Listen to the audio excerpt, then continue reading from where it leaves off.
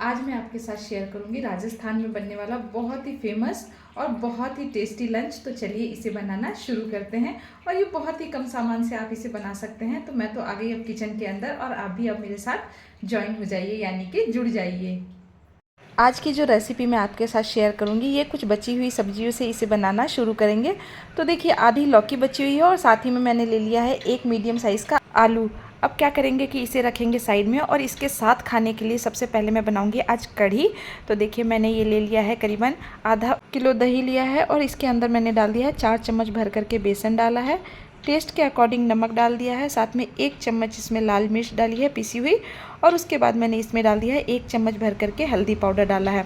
अब क्या करेंगे कि इसके अंदर डालेंगे 1 कटोरी पानी डालेंगे और मिक्सर में इसे ग्राइंड कर लेंगे। तो बहुत बार ऐसा होता है कि जब भी हम दही फेंटते हैं तो इसमें लम्स पड़ जाते हैं। तो आप इसी तरीके से जार के अंदर डाल करके और इसे अच्छी तरीके से फेंटेंगे तो इसमें बिल्कुल भी लम्स नहीं पड़ेंगे। तो मैं तो हमेशा जब भी कढ़ी बनाती हूँ तो इसी तरीके से बनाती हूँ। अब क्या करेंगे कि इसे रखेंगे साइड में और इसमें डालने के लिए एक सुपर टेस्टी मसाला बना करके तैयार करेंगे, जो कि कढ़ी के टेस्ट में 4 चांद लगाएंगे। तो मैं तो हमेशा इसी तरीके से बनाती हूँ। तो देखिए, मैंने 3 से 4 हरी मिर्च ले ली है और साथ ही मैंने 8 से 10 कलियां लहसुन की ली है। 1 चम्मच मैंने इसके अंदर लिया है साबुत वाला धनिया, 1 चम्मच जीरा पाउडर लिया है। अब क्या करेंगे कि इसे कूट करके एक इसका दरदरा सा पेस्ट तैयार कर लेंगे। तो इस तरीके से कुटा हुआ रहता है तो ज़्यादा अच्छा लगता है खाने में, थोड़ा मोटा मोटा सा रहता है। तो इस तरीके से आप हमेशा कूट करके काम में लें। और अब मैंने चढ़ा दिए फ्लेम के ऊपर कढ़ाई और कढ़ाई में डाल देंगे सरसों का तेल। आप जो भी तेल खाते हैं आप वो तेल इस्तेमाल कर सकते हैं। अब तेल गर्म हो गया तो इसके अंदर डाली मैंने आधी चम्मच जीरा डाला है, साथ में आधा चम्मच मैंने इसमें पीली वाली सरसों डाली है, आधा चम्मच मैंने इसमें मेथी दाना डाला है, 1 छोटा टुकड़ा मैंने तेज पत्ते का डाला है और 1 साबुत लाल मिर्च को तोड़ करके इसे भी डाल दिया है तेल के अंदर। साबुत लाल मिर्च का टेस्ट कढ़ी के अंदर बहुत ही अच्छा आता है, यानी कि बघार में। और इसके बाद मैंने इसके अंदर डाल दिया हींग और साथ में डाल दिया है जो मसाला हमने कूट करके रखा था। इस मसाले को आपको तेल के अंदर डाल देना है। अब इसे क्या करना है कि हमें 1 मिनट तक के लिए इसे इसी तरीके से घुमाते हुए चलाना है, क्योंकि ये बहुत तेज़ी से मसाला जलने लगता है। तो आप इस चीज़ का ध्यान रखें कि मसाला कभी भी जलना नहीं चाहिए, मसाला सिर्फ हल्का सा गोल्डन ब्राउन होना चाहिए। अब इसके अंदर डाल देंगे जो हमने कढ़ी बनाई थी, यानी कि कढ़ी का घोल तैयार किया था। और साथ ही में मैं इसके अंदर डालूंगी 1.5 से 2 कटोरी मैंने इसके अंदर पानी मिलाया है। अब क्या करेंगे कि इसे अच्छी तरीके से चलाना है हमें, जब तक कि इसमें उबाल नहीं आने लग जाए। कढ़ी का नियम होता है कि आप इसे कंटिन्यू तब तक चलाएं जब तक कि इसमें उबाल नहीं आने लग जाए। अब इसमें उबाल आने लग गया है तो ये कढ़ी हमारी करीबन बन करके तैयार हो गई है। अब मैं इसे 15 से 20 मिनट तक के लिए उबलने के लिए साइड वाले बर्नर पर चढ़ा करके रखूँगी। अब जब तक कढ़ी उबलती है तब तक हम आगे की तैयारी कर लेते हैं। तो देखिए, ये जो मैंने ली है आधी लौकी, इसे भी मैंने छील लिया है और साथ ही में मैंने जो आलू लिया है इन दोनों को मैंने छील लिया है। और छील लेने के बाद हम इसे धो लेंगे। और धोने के बाद अब क्या करेंगे कि एक जो मोटा ग्रेटर आता है, यानी कि जो कद्दूकस आता है जिसमें थोड़े मोटे मोटे छेद से होते हैं, तो मैं तो हमेशा इसी से कद्दूकस करती हूँ। ये मुझे बहुत अच्छा लगता है। इसमें क्या होता है कि ज़्यादा बारीक नहीं निकलता है। तो मैंने अब धीरे धीरे करके हाथ को बचाते हुए हमें लौकी को ग्रेट कर लेना है। और आपको लौकी में से पानी बिल्कुल भी नहीं निकालना है, आपको लौकी के अंदर पानी रहने देना है। और साथ ही में मैंने जो एक आलू लिया था, आलू आप ज़रूर से ऐड करें, आलू से बहुत ही टेस्टी बन करके ये तैयार होगा। और इसके बाद मैंने क्या किया है कि इसके अंदर लिया है मैंने 3 से 4 चम्मच मैंने इसके अंदर बेसन लिया है। और साथ ही में क्या करेंगे कि अब इसके अंदर हम डाल देंगे बेसन। तो आपको आलू और लौकी में से पानी बिल्कुल नहीं हटाना है। और इसी तरीके से मैंने इसमें ले लिया है आधी कटोरी, मैं आपको कटोरी से बताती हूँ। तो आधी कटोरी बेसन है, तो आधी कटोरी मैंने इसके अंदर सूजी डाली है और साथ में 1.5 कटोरी मैंने इसके अंदर गेहूँ का आटा मिलाया है। तो गेहूँ का आटा आप ज़रूर से ऐड करें। और इसके बाद मैंने इसमें डाल दिया नमक। तो नमक आप थोड़ा सा कम ही डालें, क्योंकि हमने कढ़ी में भी नमक डाला है। और साथ ही में मैंने इसके अंदर 1 चम्मच लाल मिर्च पाउडर डाला है, आधा चम्मच हल्दी पाउडर डाला है, आधा चम्मच मैंने इसके अंदर अजवाइन ली है, 1 चम्मच मैंने इसके अंदर कसूरी मेथी ली है। कसूरी मेथी का टेस्ट इसके अंदर बहुत ही अच्छा आता है। और जो मसाला हमने दरदरा सा कूट करके रखा था, इस मसाले को मैंने इसके अंदर ऐड कर दिया है। आधे से भी आधा चम्मच मैंने इसके अंदर मीठा वाला सोडा लिया है, यानी कि बेकिंग सोडा लिया है। 2 चम्मच मैं इसके अंदर घी डालूंगी। घी डालने से इसका टेस्ट बहुत ही अच्छा आता है। और क्या होता है ना कि घी डालने से बहुत ही सॉफ्ट बन करके तैयार होते हैं।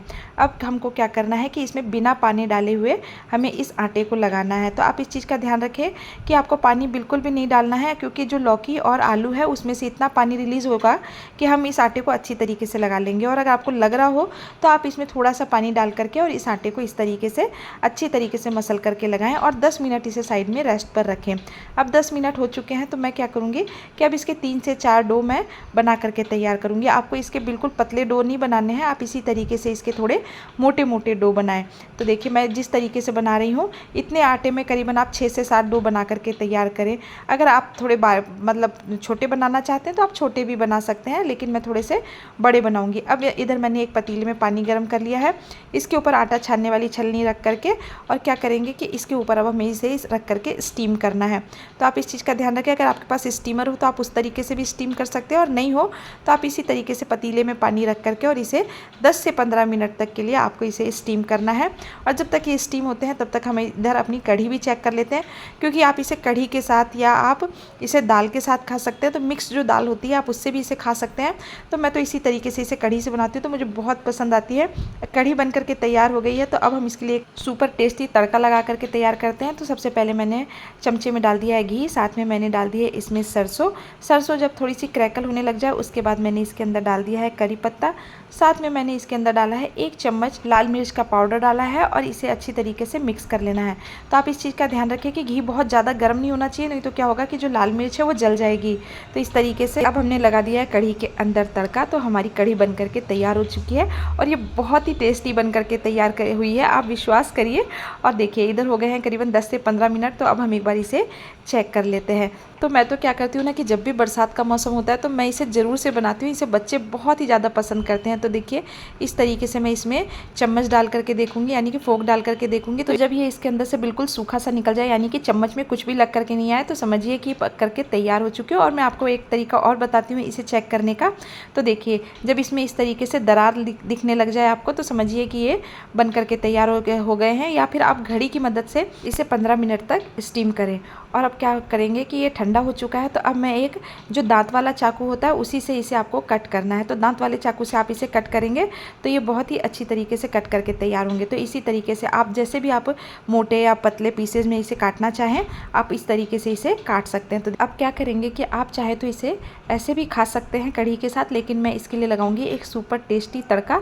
तो चढ़ा दिया है मैंने पैन, और पैन के अंदर डाला है मैंने 2 चम्मच भर करके देसी घी डाला है। देसी घी से इसका टेस्ट बहुत ही अच्छा आता है। और घी जब इस मेल्ट होने लग जाए तो आपको क्या करना है कि इसे पैन में चारों तरफ फैला लेना है हमें, क्योंकि इसको अच्छी तरीके से सेकना है। तो आपको घी चारों तरफ फैलाना होगा। और इसके बाद मैंने इसमें डाल दिया थोड़ा सा जीरा डाला है, मतलब आधी चम्मच जीरा डाला है, आधी चम्मच ही मैंने इसके अंदर सरसों के दाने डाले हैं। और उसके बाद क्या करेंगे कि मैंने इसके अंदर 1 चम्मच भर करके तिल डाला है। तिल डालने से इसका टेस्ट बहुत ही औसम हो जाता है। और तिल तो आप जानते हैं कि हमारे बालों के लिए, हमारी हेल्थ के लिए कितना अच्छा होता है। तो इसलिए मैं तिल हमेशा कोशिश करती हूँ इस्तेमाल करने की। और उसके बाद देखिए आपको इसी तरीके से इसे पैन के अंदर डाल देना है। तो ये आप जो मुठियाँ बनाई है आपने, आप धीरे धीरे करके इसे पैन के अंदर डाल दें और आप धीरे धीरे करके इन्हें सेक लें। तो कम से कम आप इसे 2 से 3 मिनट तक सेकते रहेंगे जब तक ये थोड़े से कुरकुरे नहीं हो जाए। ये जब कुरकुरे से हो जाएंगे तो बहुत ही खाने में टेस्टी लगेंगे। मेरे तो मुँह में अभी से पानी आ रहा है। तो मैं इसी तरीके से इसे बना करके तैयार करूँगी। और अब है प्लेटिंग करने का टाइम। तो मैंने बनाया है बूंदी का रायता, कढ़ी और साथ में ये बहुत ही सुपर टेस्टी मुठिया बन करके तैयार हो गई है। तो मैं तो चलिए अब इसे इंजॉय करने। और मेरा वीडियो अगर आपको पसंद आता है तो प्लीज़ लाइक एंड सब्सक्राइब ज़रूर करें। Bye bye.